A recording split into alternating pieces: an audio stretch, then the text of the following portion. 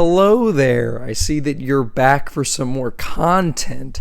Today we're talking about my favorite films of 2024. And I know the year is not yet finished, but I already have compiled a list of movies from 2024 that I think are pretty great. I believe my top 5 are all masterpieces. I don't think this was the greatest year for film, actually, which might be a hot take. But I've enjoyed a lot more movies in 2021, 2022, and 2023. I think this is the weakest year for film since 2020. Once again, that's going to be a hot take, but I did see some films that I really enjoyed, and they are on this list. The first honorable mention I really wanted to point out is the movie Trap by M. Night Shyamalan. I think Trap is a great movie. I think it's a comeback, a return to form for the man, even though I haven't kept up with his recent arc, which is Old, Knock at the Cabin, and this one. I only watched this one because it was the only one I was interested in seeing, and I really, really enjoyed it. I think it's a great movie. I thought it was really fun. I really liked it. Next honorable mention is a film that goes by the title The Wild Robot. Beautiful looking movie with humor that didn't really land for me. I think every other aspect of the movie landed. It's just the humor really holds it back. It was better before the animals started talking. Inside Out 2. I thought Inside Out 2 was great. Genuinely, I really enjoyed it. I don't know if that's a hot take. Not as good as the original, in my humble opinion, but still very good.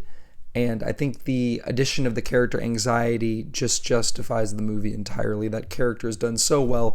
That subject matter is handled so well. This one is called The Caleb Johnston Story, or The Hero's Journey, or whatever. It's got several different titles. I'm Caleb. It's a Joel Haver film. This is the year that I have gotten into his discography and watched a bunch of Joel Haver movies. He's a YouTuber.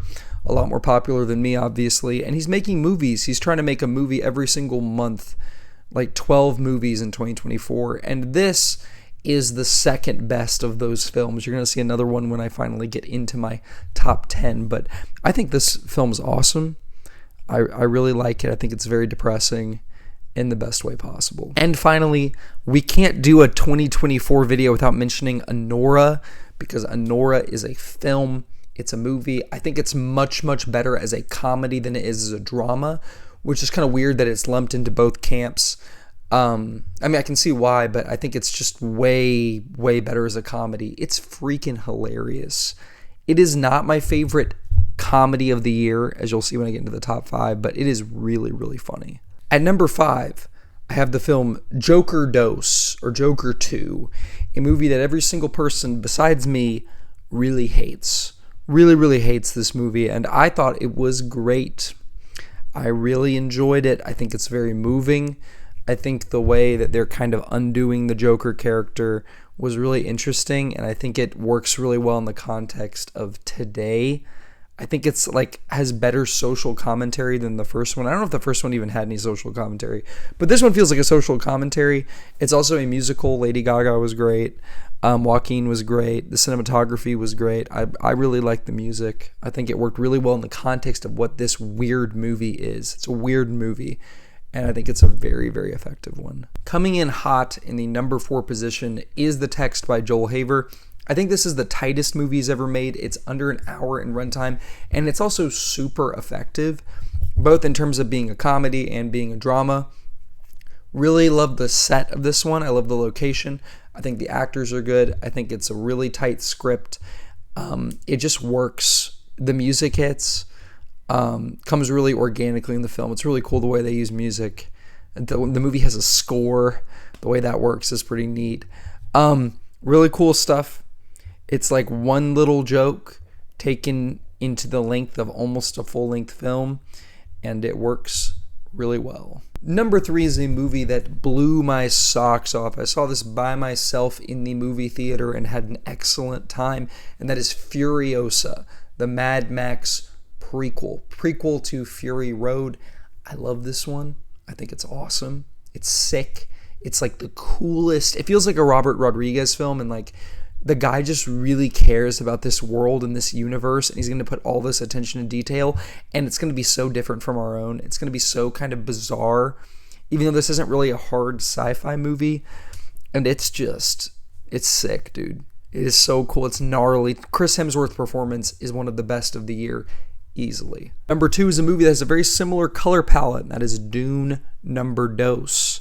What a good film. What a great film. It is a sci-fi masterpiece. It is a sci-fi epic in every single sense of the word. Way more action-packed than the first Dune, which is why I think it's better. Amazing characters, amazing acting, amazing looking, amazing visually, great cinematography, great music. It's just a feast for the senses, truly.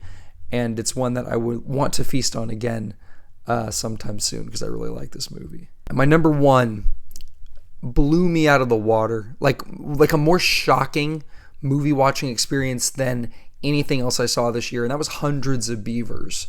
I could not believe my eyes while I was watching this movie. It was truly mind-blowing. I've never seen a movie that looks like this. I've never seen a movie that is like this artistically uncompromised. Genuinely, I think this is like a fantastic piece of art, which is funny because most people are going to look at this and just say that was a really funny comedy. And people really like this movie. I don't think enough people really love this movie the way that I do, because I think it is a pitch perfect comedy. I think the jokes are hilarious. And it's just an uncompromised artistic achievement, which is why it's my number 1. Seriously though, I know that sounds weird to put Hundreds of Beavers above these other films, which you may be like, those other films are really, really good. Those honorable mentions are better than Hundreds of Beavers. No, you're wrong, because Hundreds of Beavers is art. It is a piece of art. And as I was watching it, I was laughing at the jokes. I was also tipping my French beret, because I was like, this is sick. This is some good stuff. Good stuff in here. So, yeah. Thanks for watching the video. Have a great rest of your day.